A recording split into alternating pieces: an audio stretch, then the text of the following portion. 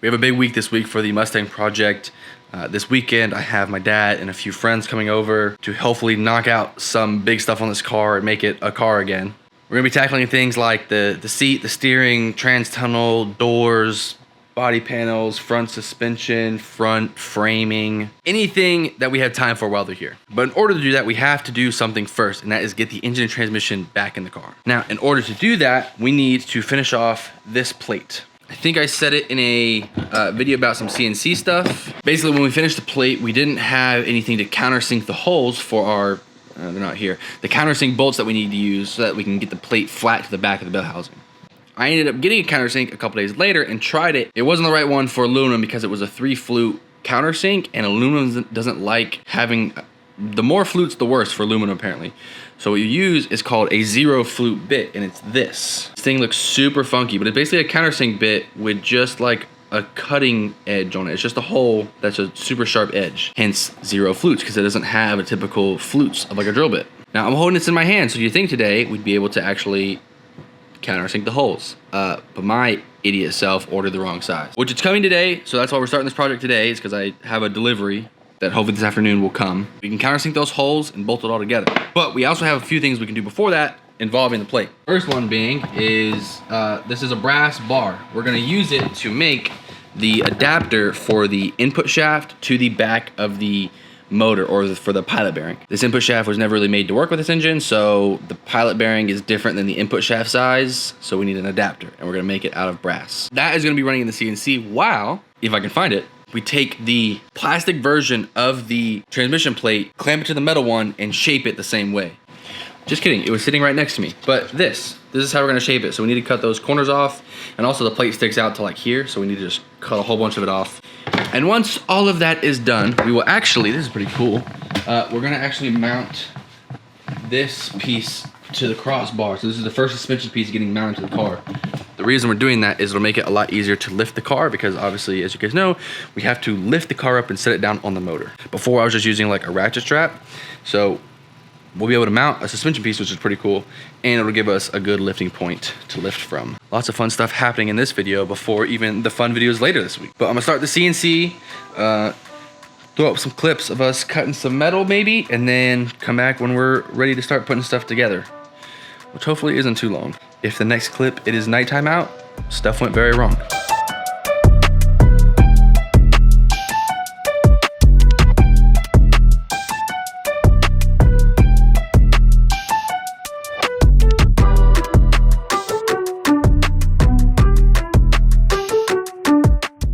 The CNC is super loud, so I'll be quick. We got some lines, I'm gonna start cutting.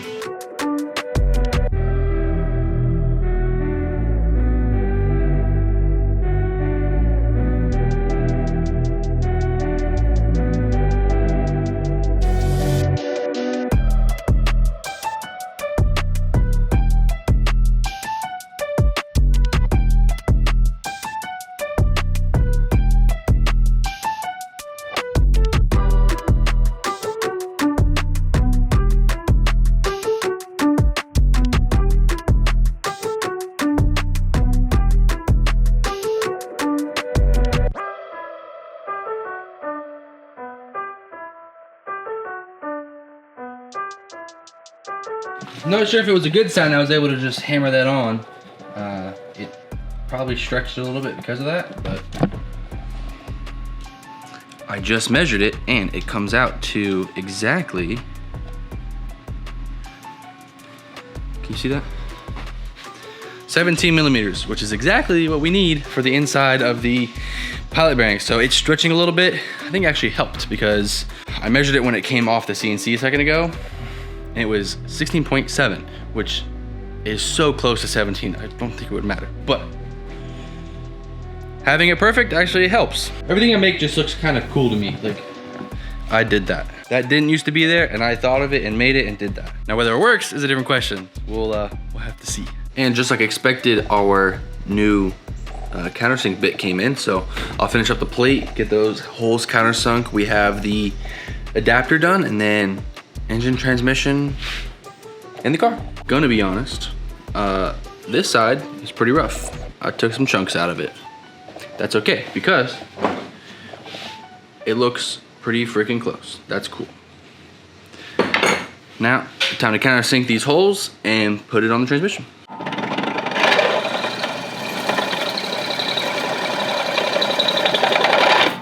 Alright, I'll get you guys a shot of the exact view I've got as this goes on. That looks pretty freaking cool.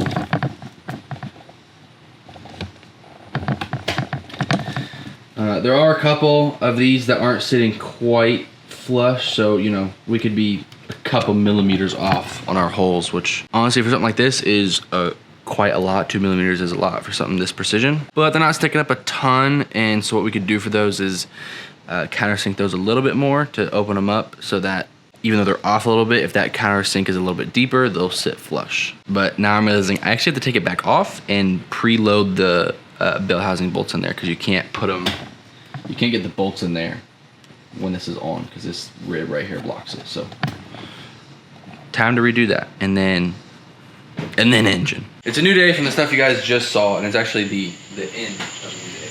It's dark. It's also still like 80 degrees. How was that? I don't know. But we have the transmission and engine together. They're bolted up. Personal note for myself mostly, I need to get shorter bolts for the four that bolt the plate on. These 4 bolts in the back, they're bottoming out inside the bell housing, and so the plate is like probably like a 30-second off of being flush to the bell housing. Either that or like some washers and lock washers would probably work.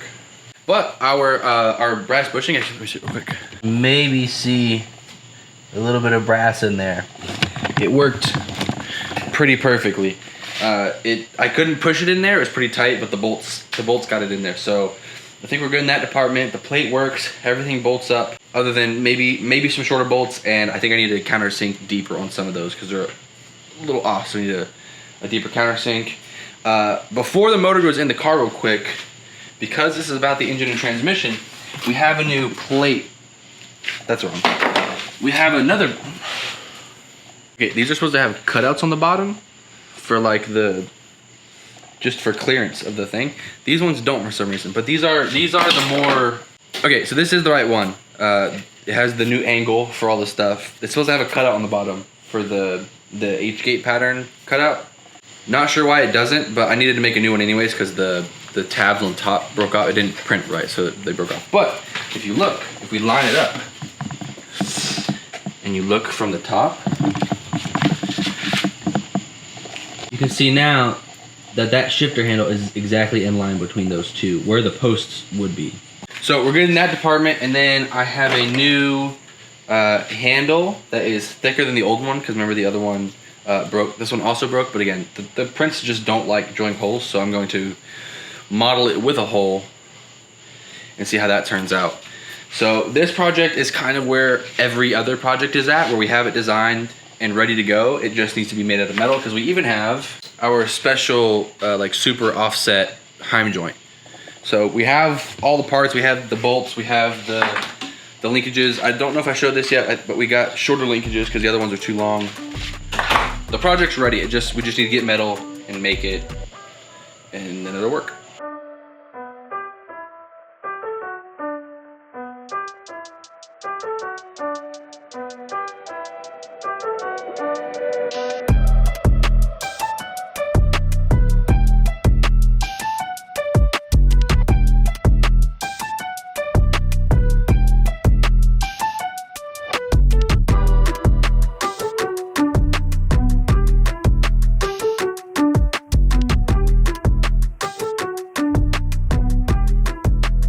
Camera died during the process, but nothing we haven't seen before, nothing too crazy. We have the motor back in, getting the bolts back in the motor plate right now. I'm not going to fully bolt it in. I'm just going to kind of leave it there because the people I have coming to help me in a couple days, we're going to determine, are we going to build the tunnel first? Do we need to cut the firewall out for the exhaust? Because we might need the exhaust on to make the tunnel around the exhaust, or can we just plan for the exhaust to be there and make it a little wider than the motor? We're gonna determine that later. This is the first time it's been in the car with his official plate in there, so we will tomorrow be able to get a cross beam up under there. It's not gonna be like the final fabricated piece, it's just gonna be a bar metal to hold it in place, roughly in the right place. But that means in the next couple of days, we can actually get an accurate reading for the drive shaft, and we can get that on order, and hopefully that'll only take a couple weeks to come in. So we can take a good reading for that, and we'll get a good gauge of where the transmission is actually gonna sit and make a nice tunnel around it. And hopefully after this weekend, you guys will start to see kind of the vision that I'm seeing, because for the last, what, 8 months or so, it's just been random videos of like, here, we're making this, now we're making this new part. Oh, we're putting this on the CNC, and this kid's getting 3D printed, and then I have an idea for this. Very confusing for the viewer, I understand. But hopefully we'll be able to clear that up this weekend. Anyways, that's enough of me blabbering. I'll see you guys in the next one.